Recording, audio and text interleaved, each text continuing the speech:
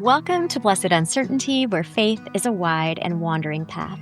Our guest today is Dr. Christine Webb, primatologist and author of The Arrogant Ape, The Myth of Human Exceptionalism and Why It Matters. Dr. Webb is an assistant professor in the Department of Environmental Studies at New York University, where she is part of the Animal Studies program. This is a really fun episode connecting the vulnerability of children and animals and the wonder and natural compassion children have for other creatures and the world that we are all a part of. Thanks for listening. Dr. Christine Webb, we're so thankful to have you today. So thankful that you joined us. I was introduced to your work. I substitute taught for 1 quarter for a human geography class at a local high school. As I was researching what could I read to jump in with these high school students, I found your book, The Arrogant Ape, and just devoured it, texted Flo. I think I was just a few pages in. I was like, you got to read this, and still telling my wife she's got to read it as soon as possible. It just immediately impacted us, and what we're trying to do here at Blessed Uncertainty is just lean into the mystical wonder and connection of all things, which you have just so beautifully offered in your work. So thank you for being here. Really glad to have you. Thank you. I'm happy to be here too. Well, when we started talking about asking if you would be on, which we were like fanboying like over the fact that you said yes, is the ideas that come out of especially those early chapters connecting to children and how children have, I think you called it like this is a natural moral compassion and this connection with all things and just their acceptance of being like a creature among creatures is so beautiful and ties in so well with what we think about and talk about in terms of children's spirituality, which is this season of our podcast. And I'm primarily, I work with children primarily, and I do some spiritual direction with children.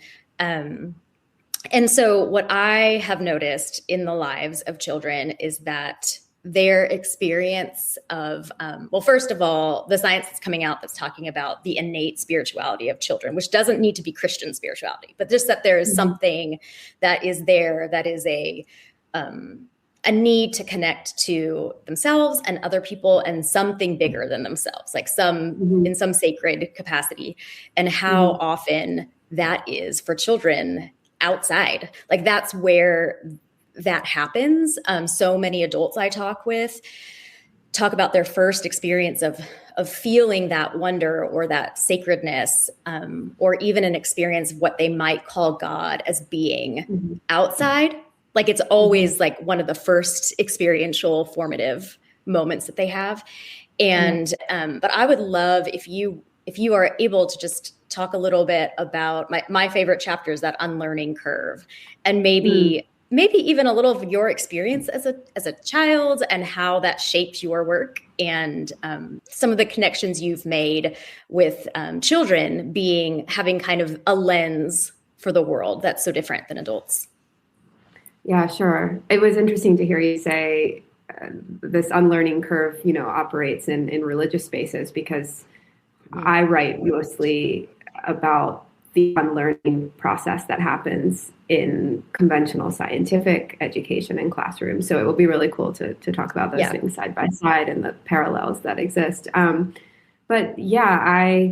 grew up in Pennsylvania in a house with woods and a pond in the back. I spent a lot of time outdoors, and like many children, just loved other animals, loved being outside. E.O. Wilson has a term for it, biophilia, this kind of innate affinity that children and adults have towards other forms of life. And I definitely experienced that. I am an only child. I think that also played a role because I grew up with a dog in the house, but they were really like my siblings, right? When I look at, who knew my parents as much as I did, the only other being here was, the dog I grew up with first GB and then Amber, who I really, really grew up alongside. And I was always not just interested in being around other animals, but really questioned what they were feeling and thinking. I was concerned about them. Are their needs met? Do they have interests? And yeah, I entered middle school. I started learning about Darwin and about, his theory of evolution by natural selection. And I was drawn to that in large part, I would say, because it gave a scientific credit or authority to this feeling of kinship I had with the rest of nature, right? His theory that all beings are related and several common origins, like it really resonated with what I had experienced as a child. And I think if you combine an early childhood love for other animals and then an interest in evolutionary theory, you kind of can get to primatology, which is what I ultimately ended up pursuing in graduate school.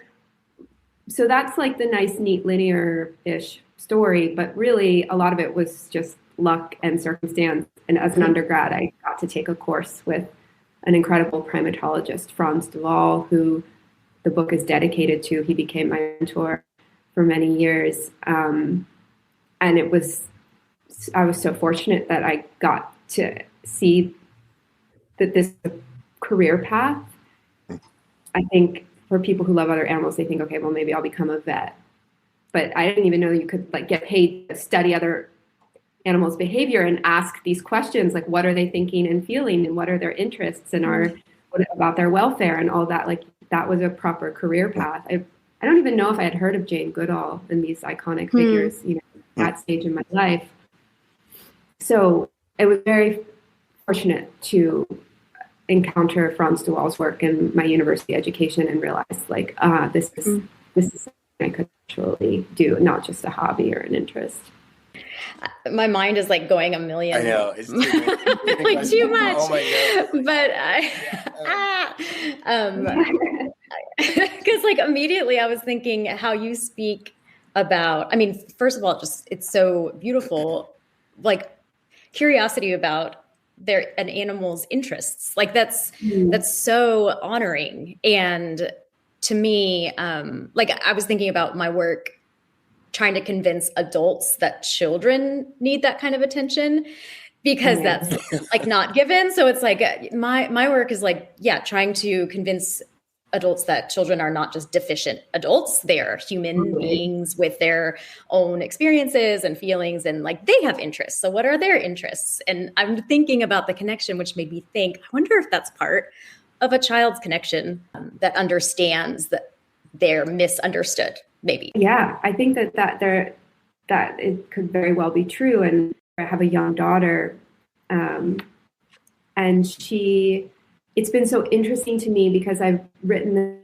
book in part to challenge a lot of these invisible biases that we have about the living world and animals in particular. And yet somehow I still, when people, I feel like I need to give an example before I share this overall insight, which is that we moved around a lot in the first year of her life. And people would say, well, she's not going to know the difference, right? Because as long as you and her father are consistent and stable, it's not going to matter to her what side of the ocean she's on or what house she's in. And I was like, okay, I guess that's true. I'm not going to worry about it. Nothing could have been further from the truth. She's so in her body that, of course, she knows that we're in a different time zone, a different, a home, a different climate, right? Different latitude.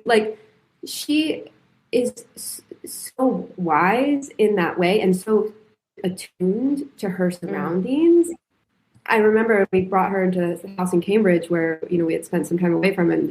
She needed to see, she was 6 months old. She wouldn't go to sleep until I took her in every room of the house. She wanted to understand, where are we now? What is this new experience? Anyways, I share that story because I started to realize, okay, I've life's work to understanding how we've underestimated other animals.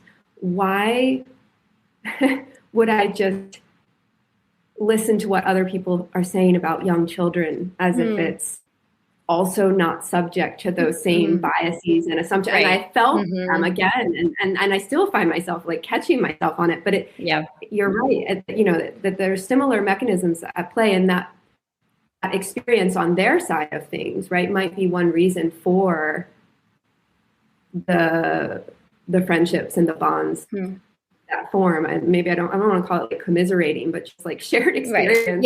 Right. Yeah. Neglected or ignored or not taken seriously. Or not taken seriously. Yeah. It reminds me of, you quote the Mary Oliver poem about the dog, and what they can't tell us what they know through sniffing, but we're aware of what we don't know in that space. And I even, just the idea that I have 4 children, and when they have not gone to sleep, it has never occurred to me to do that. But I think about your work and your connection to all of the, what is the best word? What is our friends? All the animals, the beings that we're connected to, that you have that practice, and even maybe that muscle memory is such a gift of being attuned in such a unique way, even to be led by your child into her need. I'm in a mom's group, and a lot of people talk about how they're excited for the day when their kids finally can string together, sentences and communicate. And it's so interesting. I don't feel that way at all. I love, and I think it's in part because of my work with other animals that I'm so used to reading behavior and body language. And not that again, I make mistakes all the time, and I'm learning her individual way of expressing herself, which is, very different from a chimpanzee's or any individual chimpanzee. But it has made me more confident in behavior and body language, and, as a form of communication and evidence, and that it's made me more distrustful of language. And so I found myself the only one in the group who was it's not looking forward to it, or that I don't want it to come, but I'm not super pumped about it. I'm kind of worried about it a little bit too, so. I remember once my kids started talking, it was oh, that was all in there that whole time. They're not just blank, and then suddenly, it's all the things that they have already been thinking and feeling. And I mean, even to relate this to, we've had a lot of rescue dogs that are over 100 pounds. And so you have to really, really, really work hard to help them be safe in all these situations. But we've had behaviorists for several of those journeys, and how much you learn to speak a language that isn't there by reading a dog's whole face. And, it's she's looking out of the side of her eye. She's uncomfortable. Let's change and do something different. And how communicative life can be together if you are willing to be curious about that. Totally. And how the dogs are also paying very close attention to you and your body language and communicative cues. And together you're developing a shared language that, for sure. Is dynamic and changing. And it's such an important point, because I think we're so often fixated on trying to teach other animals our language, right? Or more recently trying to decode theirs through these AI translation technologies. Oh, if you've heard of them, I'm skeptical for a number of reasons. But one is because I like to see language as co-constructive and participative and shared. It's, think of how we teach children language. It's not just subjecting them all the time. They have to sit there in silence while they hear us speak, or we're trying to decode, all of their babbles and other sounds. It's like, oh, we're co-constructing it, right? Right. I would say all kinds of things that you guys would not understand, but it's like a shared language with my daughter, and I'm, sure you've had versions of that too, and that's something to really be cherished, and a lesson that we could apply towards other forms of life who don't communicate in a language that we know as readily. Wow. Yeah. In the children's space, so I taught high school this time. I used to be an elementary school teacher, and the component of your work, and so many people put nature into competition so quickly. The iron, like the shadow work there is so intense because of how competitive we are as a society and how competitive capitalism. But it's like the suspicion of it is often, I've been told, oh, it's like, it's too competitive. It's like to look at evolution or whatever in those spaces. But I think about, I don't know if, like in Nashville, it's very common for people to have their children who aren't born yet on waiting lists for a preschool when they're 3, or even a kindergarten when they're 5. And so competition is like in utero, like they are, and believing that a child is feeling right and is already being formed and is already in that communication and that play back and forth. What are ways in the better story that and I think, so often you talk about it's going to be through relationship. We'll heal through relationship with each other, with the world.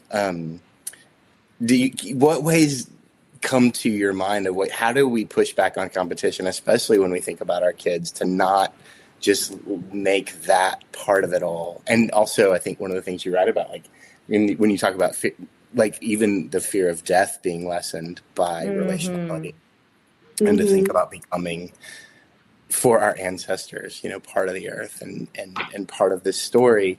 I'm just curious what comes to your mind in ways to resist the competition, even for our children, and move into those relationships.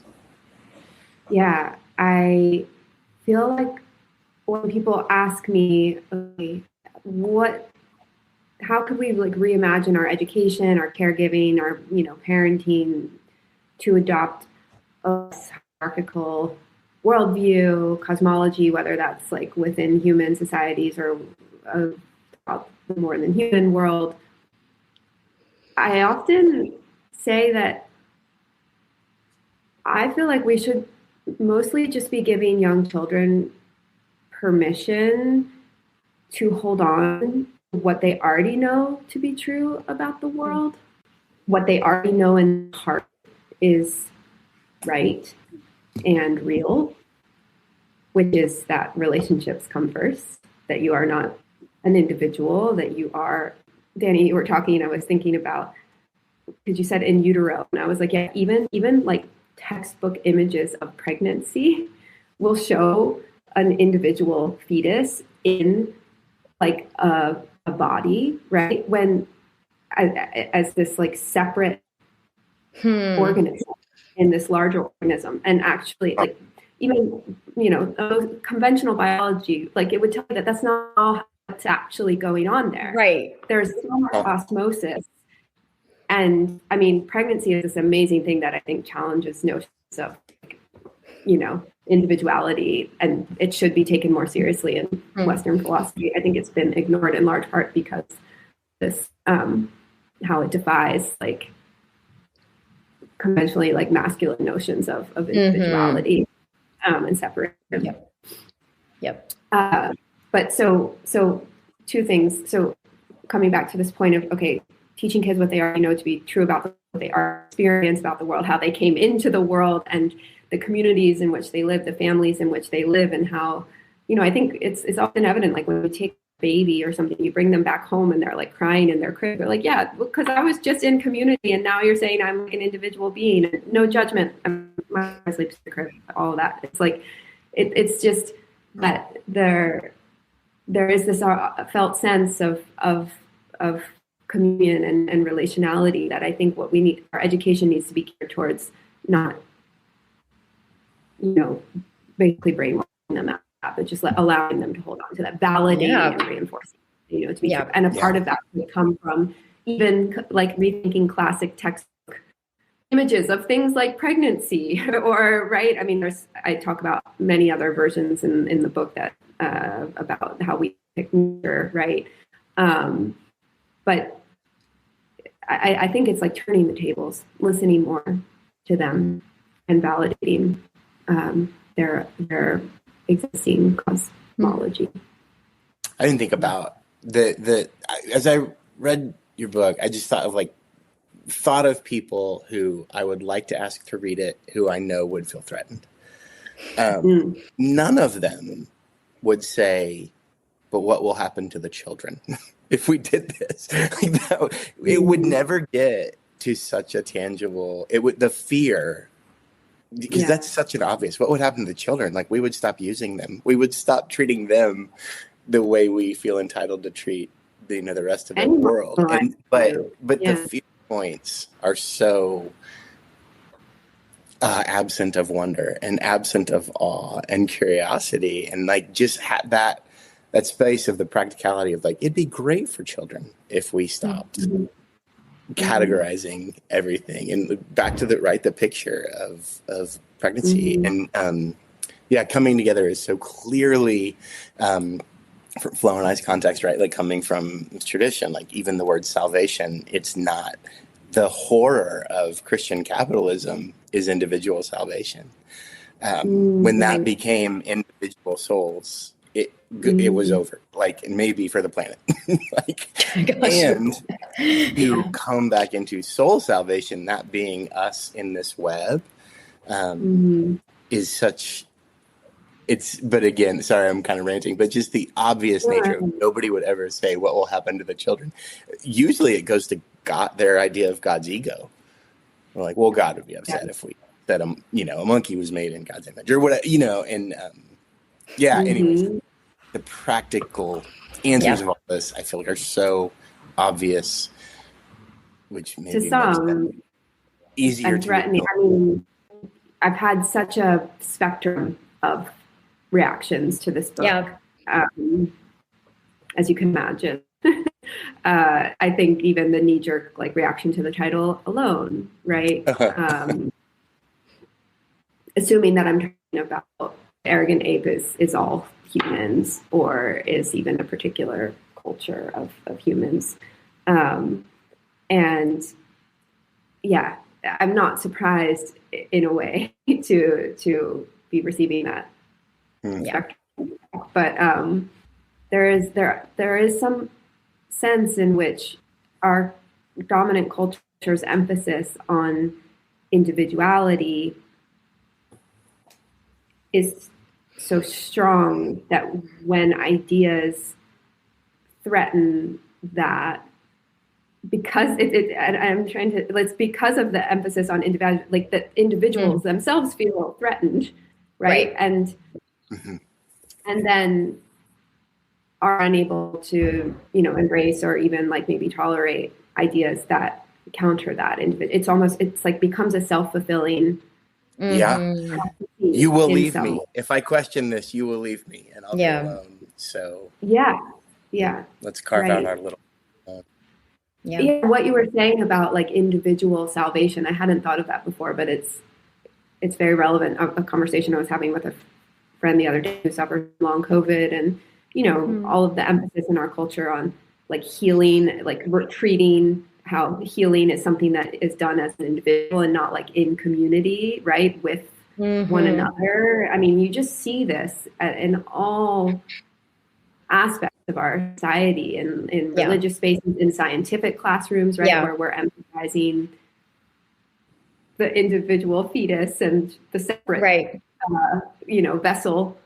It's it just has seeped into so much of our society. I think I was the most maybe surprised. I went into the book being already religion is pretty much made a mess of all of any kind of collective compassion and willingness to be part of a humbling of self, to be part of creation, all those things. And even just like the language of dominion and all of that stuff on top of it. But I think I was pretty surprised at the scientific community having some of those same biases. Like I was ready to be like, yeah, we suck. Like, like Danny and I are ready to like tear our collars off and be like, yeah, let's burn it all down. But it's interesting to see in the different systemic ways that is perpetuated and the harm that's so pervasive in so many spaces is interesting to me. And I don't know. I see a hope of maybe a shared vision towards something different. Yeah, and I mean, I think the way that one of my colleagues put it is that, like, power is always going to use the powerful institutions, and the church is a very powerful institution. The sciences are also a very powerful. University sciences are a very powerful institution. So powerful ideas will seep into those institutions to gain power.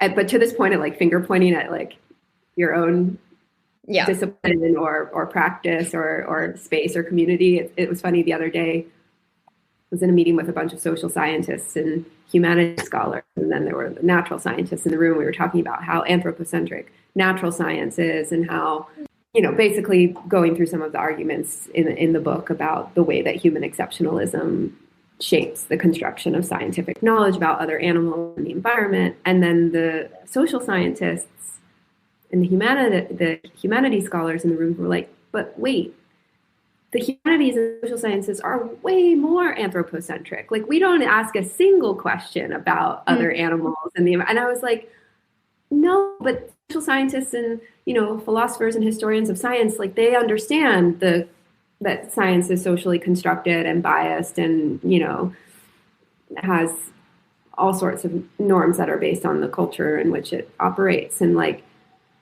so I always feel like social scientists kind of get it more, and they're like, no, we don't talk about another animal in a single history textbook or like totally. And basically, what we were doing in that is we were all trying to say that it was worse in our own field. Yes, it's like right. Yeah, that's the one that we were familiar with, and it almost we almost all were like wanting it. It's like, no, it's not worse in your field. It's worse in my field.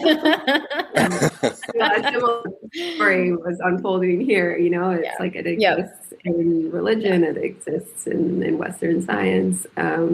So it's pretty ubiquitous in this culture, which is how it gets power.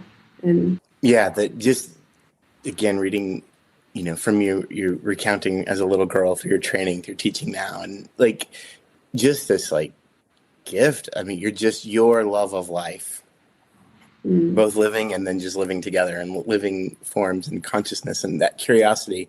I think, all religions and like I just kept coming back to like, Judaism, and like God says, like in the Hebrew Bible, like I put before you life and death and choose life, and it's like just whatever, Jesus, like it's abundant life and other places, but it just feels like that is the other thing that powerful. It is a religion, a worldview of death that isn't committed to life. And I don't know that I've got a question there, but I just, again, that resonance of like sitting in those meetings where it's like, this has nothing to do with life. I love this. And really committed to it. We're going to have to talk more about this very topic, maybe offline at some point, because my next book project is about Earth and other animals. And part of my argument in the book, and this is actually not my argument, it's drawing from an Italian philosopher, Emanuele Cochia, who's like, only in a certain patriarchal culture, like, would we know way more about death than we do about birth? Like, there's not a field of study where we look at birth in other animals. And I think it's related to bigger questions about like what we value. And anyways, without going, too much on a tangent, I'm like just trying to get excited about this and the broader context, how I want to frame this next project. And I really, would like to talk more about this emphasis on life compared to death. Because even in my field, we ask a lot of questions about other animals understand death. It's actually, there's a whole field of research devoted to it. It's called comparative thanatology, named after Thanatos, the Greek god of death and dying. And so we ask a lot of questions. Okay, do other animals have a concept of death? How do they respond to the death of crew members, right? You might have heard about like elephant burial sites, and chimpanzees will like inspect the mouths and teeth of like corpses. And, there's really interesting work in this space, but that I think started a couple decades ago in 2010s. And we don't have a corresponding field of study that's dedicated to understanding animal birth. And I'm actually, with colleagues, have now started this field, and we just had an academic publication about it come out yesterday. So it's all very timely. But I think, I'm really interested in the kind of broader conversation. Hannah, oh gosh, sorry, we're on a tangent. Feel free to cut this at some point. You're in good company. There's this great book called Natality. It's by a philosopher of science, Jennifer Banks, and it's called Natality, starring Hannah Arendt, who basically argued, okay, like we need a corresponding term for birth as we do for death. We have mortality, right? Which is like this word that comprises the social, the psychological, the cultural, it's not just about the like biology and the anatomy of death. Like mortality is all the spiritual, right? Like all of the pieces of death. We do not have a corresponding term for birth, even though we should be taking a holistic approach to it. So Arendt talks about natality as like the corresponding term that we need. And she uses it as a metaphor for understanding like the rebirth of societies and regeneration. It's a really beautiful book for a number of reasons that's trying to, bring birth back into the Western canon philosophy. So that's all top of mind. And I would genuinely like to, dive deeper into that with you offline at some point. That so reminds me of two things. First of all, like that's amazing work. And I didn't realize that wasn't a topic that was being, pursued like that. I was thinking about how, in a former life, I did a little bit of like birth, like doula stuff and like helping women in birth. I stopped because I had little kids. It was not conducive to leaving in the middle of the night to be in the hospital with somebody having a baby. But I remember, so I did that for a few years, like years ago. And then in the recently had a very close loved one pass away, and I was at her bedside like the whole time, like the whole, those last few weeks, and how similar the experiences were, like how much like helping be with her, preparing for dying was so much like I had been with her when she had a baby. Like it was so profoundly the same. Yeah. And it was, I mean, like life changing to like see that perspective of seeing that connection.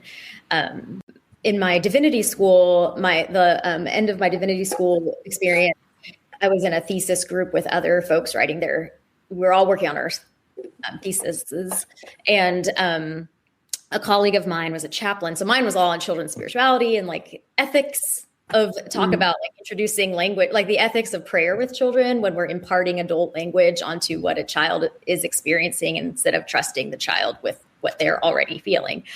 And that was what I was working on, but my colleague was working on death denying in religious spaces and how harmful that is, because he was spending time with folks at the end of their lives, and people were like praying for a miracle at the end instead of, which was causing so much more emotional and anguish, really, and spiritual, like existential anguish than accepting that was a normal process and looking at that as a holy thing instead of like, well, the holy thing would be if my, grandma was healed of cancer, like that kind of thing. So it's really fascinating, because there's also in our experience in our tradition, there is an opposite way of denying death that's unhealthy. There's been quite a lot of research on that denial of death and the need to deny our own animality, the fact that we are animal bodies, right? And it's related also to the conversation about birth and pregnancy, because these studies have also looked at like disgust towards pregnant bodies, that there is like a disgust towards pregnant bodies that men and women experience in the US, in part because of this reminder that like we're mammals, you know, we're animals. And it's, in my view, it's like being more in touch with our animality. I mean, we are animals. It's like something to celebrate because it feels like it's getting in touch with something that is true and authentic and to be honored, right? And so it's similar. It's like, it's such a shame that these things that like, on some level, you know, we kind of fetishize and celebrate birth and pregnancy, and on another level, like what it's really signifies is deeply terrifying to many people, given this broader frame, broader cultural frame. When you mentioned bodies, I got to help a classmate. We were in grad school together, and I spent, I want to say like 8 to 12 weeks checking in each week with a midwife and just asking her questions about what she did. She did home births, and she said that there's one group that she almost always knows will not be able to have the baby at home. One sort of like subgroup, but she says it's evangelical white women and Mormon. And she said they can't get in their bodies to have the baby. And then my project was working with hospice spirituality. And as I was talking to hospice chaplains and doctors, they said old white men, usually veterans, can't get in their body to die.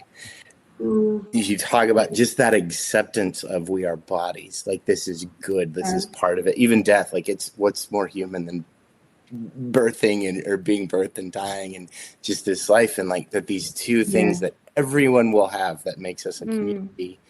These two groups that have a lot, and sort of like the expression of the things we're talking about in colonialism and greed, you know, capitalism, all the different things. Like these two groups that are the fruit of that can't get in. Which is, glad you mentioned white women because also like I mean in your book you reference Robin Wall Kimmerer, and like that there's already like this knowledge that is deep and ancient. Is like her experience, even I haven't read it in a long time, but it's one of my favorite books is Braiding Sweetgrass, and like her experience in academia and being dismissed when for her deep ancestral knowledge and connection to the land and to creation of creatures. I'm so disconnected as a white woman, thinking that this is like, I guess I'm trying to say like, this is not a new thing that we're like, obviously it's not a new thing, but that people have been talking about this for a long time and that we just have not been listening to these voices. Absolutely. And it's been my experience in rethinking, you know, alongside great scientists like Robin Wall Kimmerer and colleagues with whom I work directly, Monica Gagliano and Becca Franks and Barbara Smuts, all of whom I've written about in the book.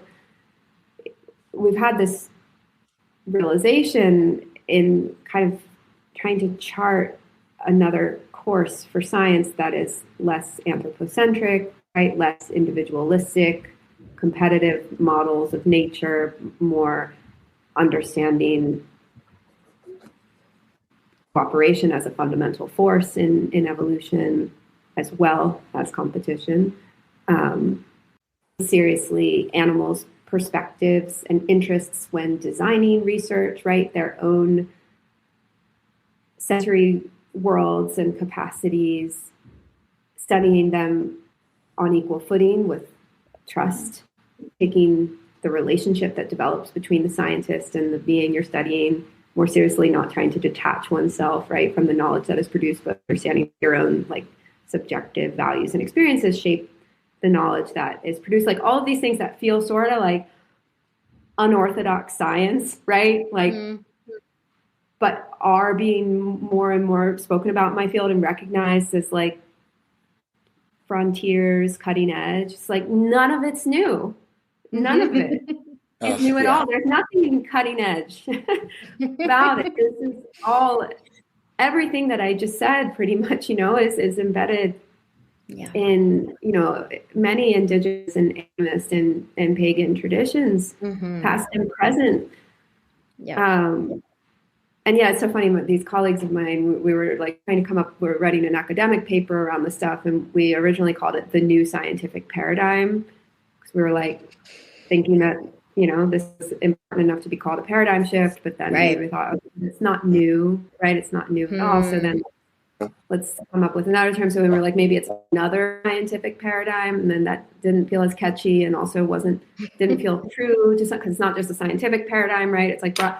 And by the end of the discussion, the paper title that we came up with was just "What If," and that's the paper title. Right, it's like our podcast. Yeah, it's like our religious journey. Yeah, exactly. Like we just realized, like it started like a new scientific paradigm, and then by the end of the conversation or the end of the, this was many months of collaboration, we were like, yeah, it's just what if, and we still haven't published it. It's just sitting there, and like we might never. It's just like what if, Who knows?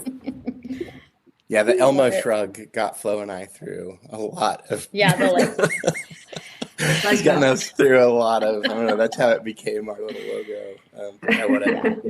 And back to like it being very much a natural bent of childhood to be curious and open to learning, and in a way that gets sadly shut off or disconnected through whatever system you kind of wind up being funneled through. And that Willie James Jennings is a theologian I love, and he defines whiteness as possession, control, and mastery, which those words were throughout your work, and just that even if as I hear what if, it's like what if we admitted we weren't in control, totally. The joy that is just in that space. It's just calling. James Baldwin has a quote about Alice in the Sea that the old world is dying, a new can't be born until the old world does. But says that we need midwives for that new world. And as I listen to what you're endeavoring to do and working and talking about that what if project, like midwifing the new, which isn't new, right? But is the new in the sense of like. We also need like death doulas to usher out the other, right? It's like I feel like we need both, or maybe the midwives are performing the same, right? They're sort of doing it across the death and the rebirth. And on this definition of whiteness, I hadn't heard that, but I'm very glad to know that. And these words figure a lot in the book. And I also came to realize that the word mastery in the English language is like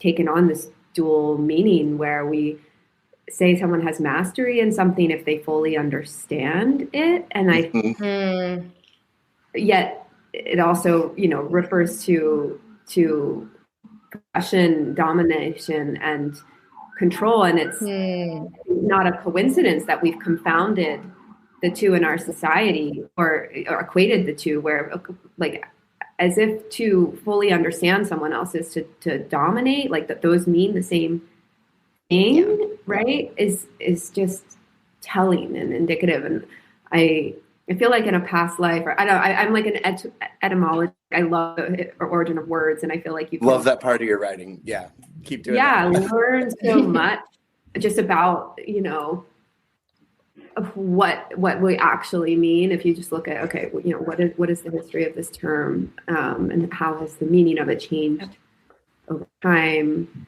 I had a class today where my students, and Robin Wall Kimmer, who Flo had just mentioned,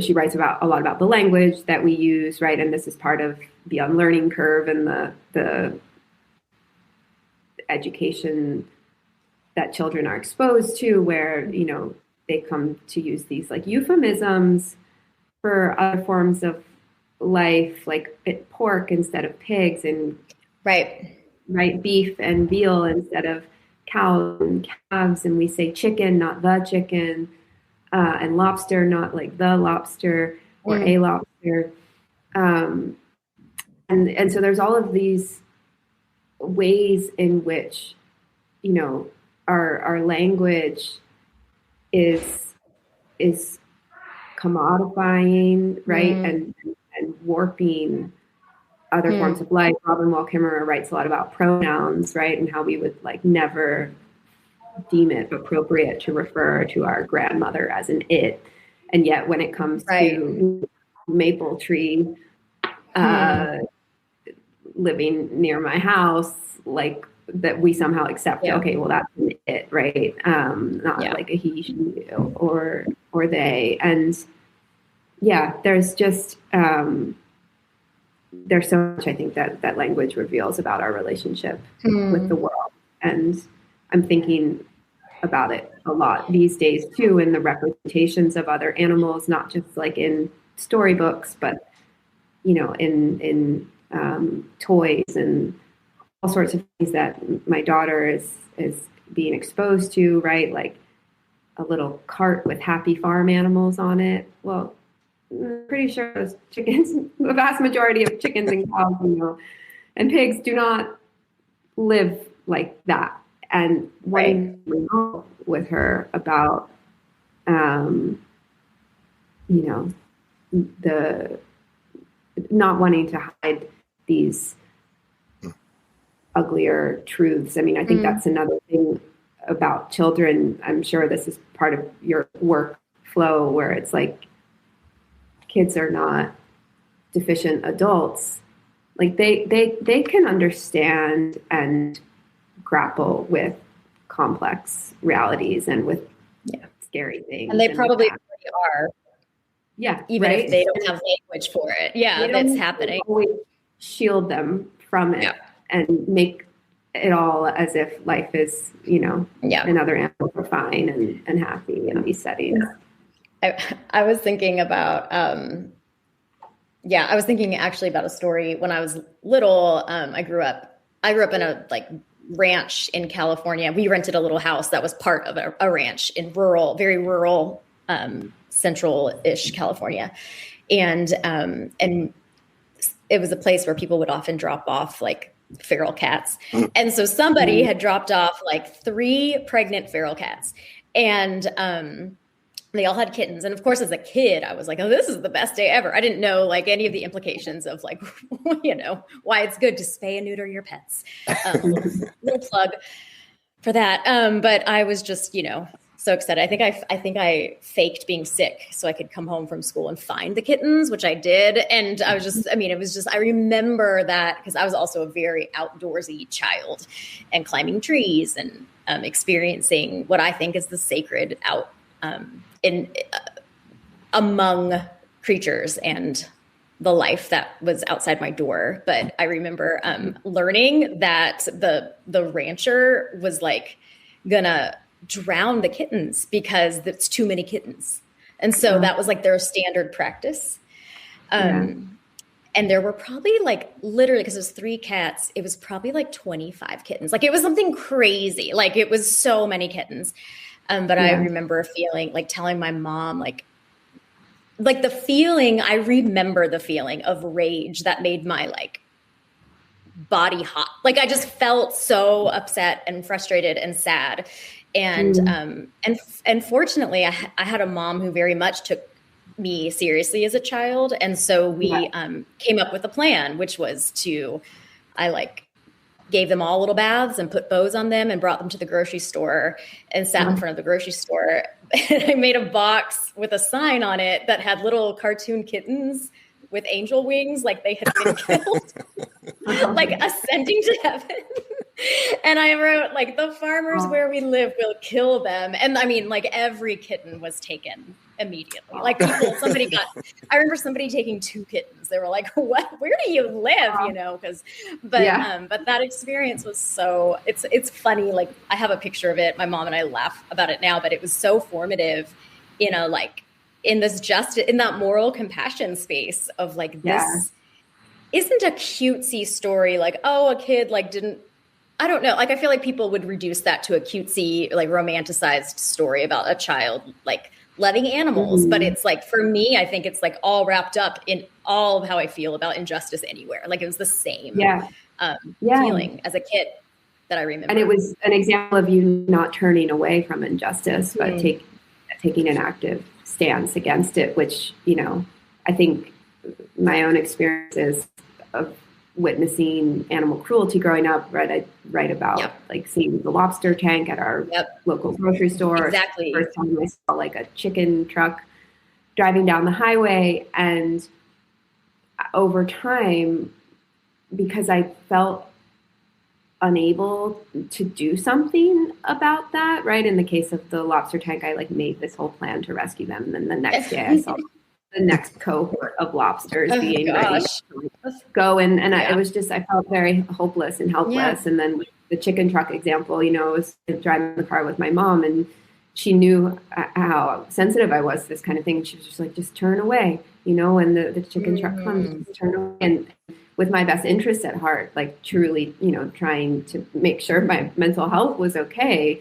I think adults and authority figures can, you know, facilitate that kind of turning away from injustice in order to like function in our society.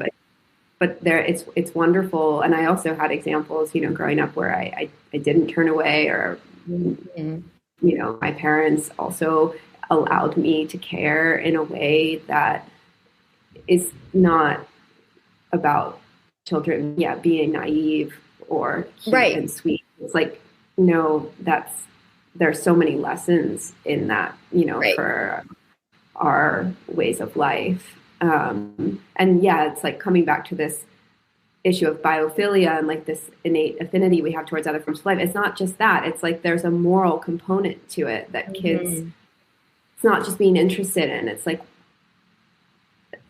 a recognition that there is another minded, ensouled, whatever you want to call it, being who has interests, and we need to take those interests seriously.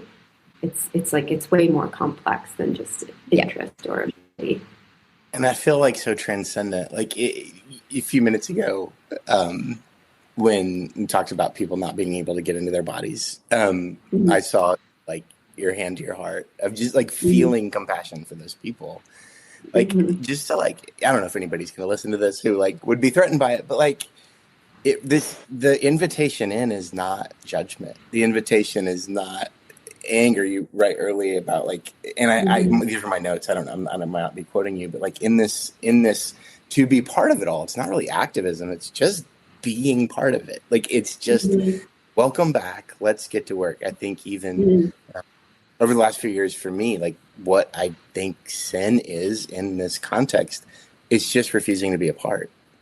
And that healing and salvation, it's not individual souls being cleaned up and chipped out. It's come be a part. And so when you write about remembering to remember for us, and it's the Eucharist each week, and it's this remember to all of creation and all of this world, participate in it. That gets me to a question.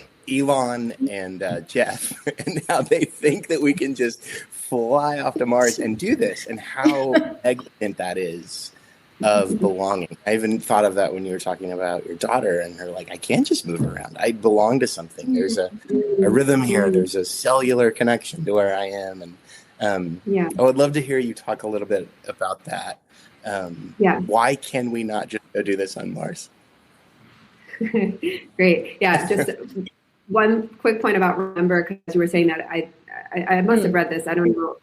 I'm sure many people have already recognized this, but the sort of like remember, right? You're remembering yourself to a particular more than human community, or so that's amazing. And yeah, so in the book, I write mostly about human exceptionalism, this belief that humans are somehow separate from and superior to the rest of nature. But a related concept that I came across in researching for the book was human exceptionalism, which is this idea that humans are somehow exempt from ecological forces. And that I think is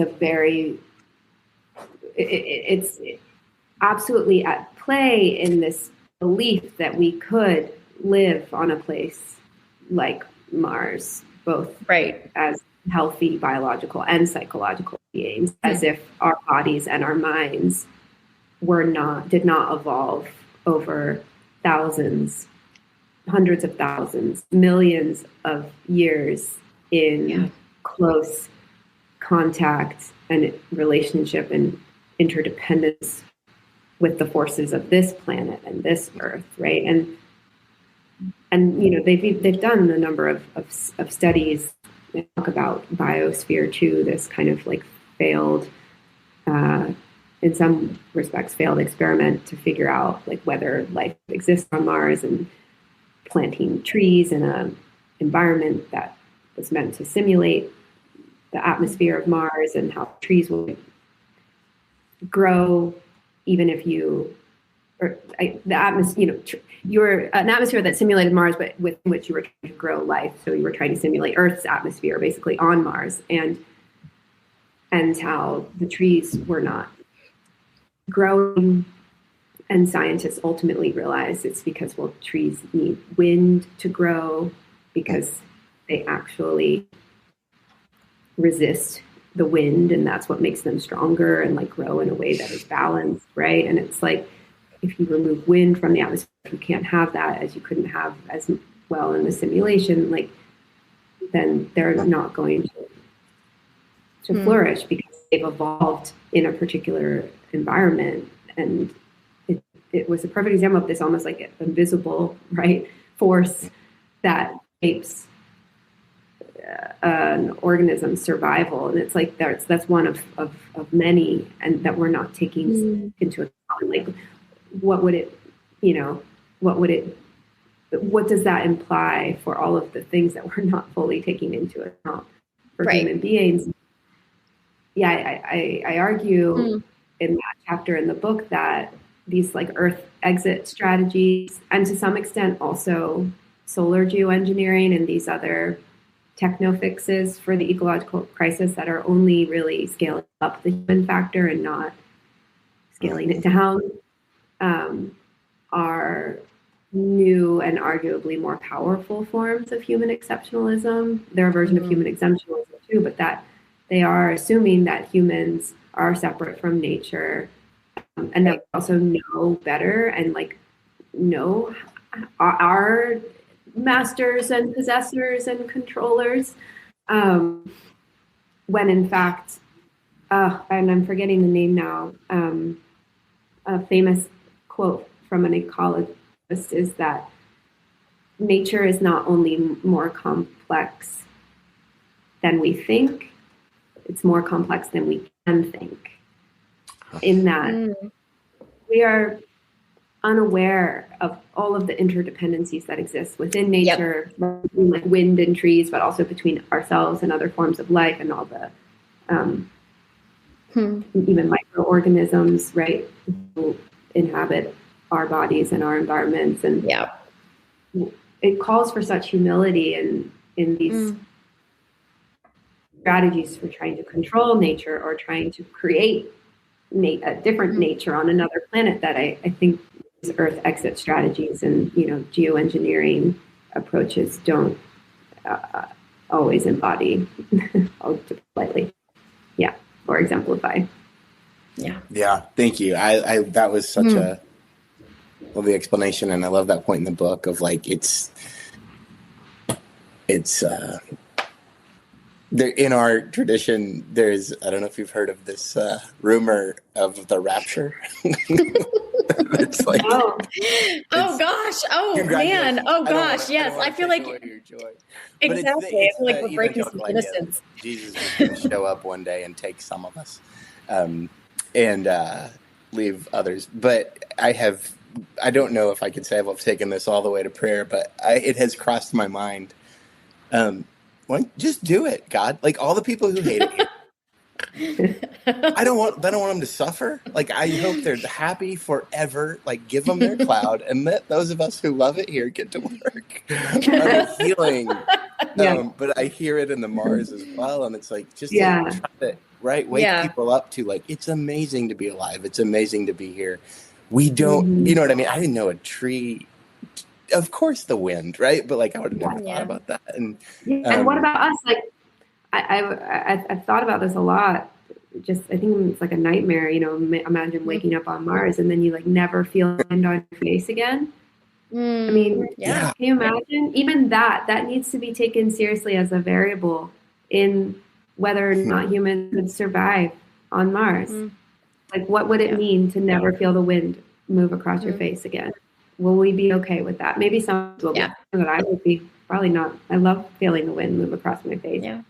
Which speaks to your love of the human existence. It's not like your book is like humans suck. It's like it would be tragedy to not feel the wind on our face because you're so in love with humanity. So even that exceptionalism, it's like, no, just come back and be part of it all and then be fully human in that space as well. Like just but you know, not in a way that would step on the fullness of anyone else, a child, an animal. I love that you see it that way, and because I do feel like the criticism, to some extent, I think, which is not substantive in that people haven't necessarily read the book, but like the criticism from fundamentalists about, you know, I'm basically making human life less sacred, and that I'm like, well, if I'm doing that, then you're right.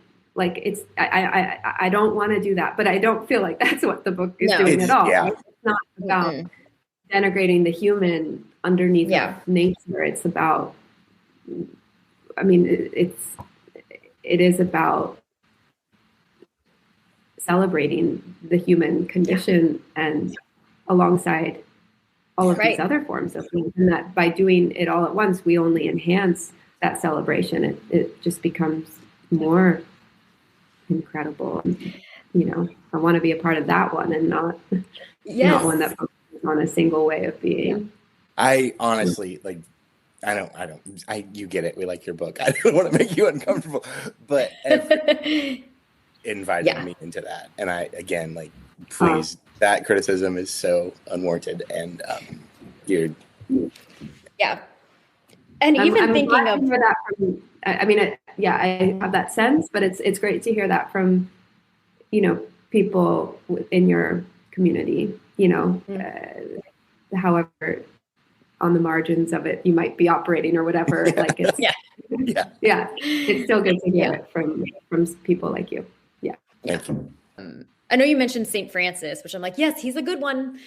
He's like, and on my ordination, I had like a pro-con list on my ordination sheet that I was with Danny. It was like on the con list was like preaching, but on the pro list to bless the animals at the festival of St. Francis, because that's like, it feels like true, you know, and beautiful. Yeah.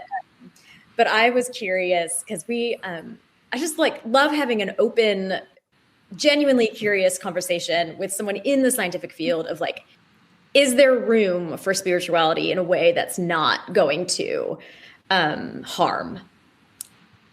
If that makes sense. Like, do we need to burn it all to the ground? I think that was like, we were like, to prepare to quit our jobs at the end talk. No, but yeah. Yeah, I mean, just on St. Francis, right? Like, I think it's sort of what we were talking about before, where within our own areas of study and practice, we have these dominant stories and figures who are well known and highlighted, right? So like in Western science and philosophy, you will have like Galileo and Descartes and Kant, and then, but you always will have, even within those traditions, like these totally unorthodox figures and ways of relating to other animals and the environment. And like, St. Francis is a great one. David Hume is another one within Western philosophy. And this is, again, sort of being within Western tradition. We've already talked about non-Western traditions, but and how those figures or those stories are often not, like, sometimes those are ones we have to kind of come across on our own. They're not like part of the main education that we receive, or they're not like as venerated or celebrated or known in our field. So I think that's interesting. And then can science and religion kind of coexist? And right, I read like this question was posed to a bunch of scientists and religious scholars, but I think predominantly scientists, if I remember correctly, by a paper published by the Templeton Foundation. And basically, I remember reading it, and like so many of the scientists there were writing about how, science is a process of trying to gain knowledge with this understanding that we'll never have it fully. And, thinking of Rachel Carson's quote about every mystery solved brings us to the threshold of an even greater one. So I think the best science, right, is absolutely acknowledging like that uncertainty and mystery. And but there shouldn't just be like that acknowledgement. It's then like, okay, well, what do we do with that? And I think there's so much in religion that is useful, right? Like ritual and the role of community. And I could go on. There's so much here that can help us deal with those other questions, that I don't see them as mutually exclusive. I'm thinking of a Wendell Berry quote. You guys probably know it. Oh yeah. Yes. Well, I've met him. I love him. Yes. Yes. Incredible. He wrote something like, care for what we do know requires care for what we don't. I feel like this is getting probably a part of what you guys are doing here. And I think that's a way of thinking about the relationship between science and religion too. That like, in order to care for what we do know, we have to care for what we don't. Yeah. And I have this dream of we have all of these workshops and conferences in my field of particular themes, and it might be like consciousness or communication or AI or wisdom or whatever. And I'm like, what if the theme of our conference was like what we cannot know, like, and what we should not try to know, right? Yep. Or that we should recognize as unknowable and celebrate that. I feel like that is in some ways at the heart of science, right? This desire to know comes from a recognition that we don't know something already. And science is filled with wonder and awe. It is so good to meet you. Thank you good for joining. It's great. Awesome. Yeah. Well, thank you so much for thank you. This. Yeah, really appreciate it. Thank you for listening to another episode of Blessed Uncertainty. Special thanks to Kyle Locke for producing, his brother Adam Locke for our logo, and Jay Lind for our theme music.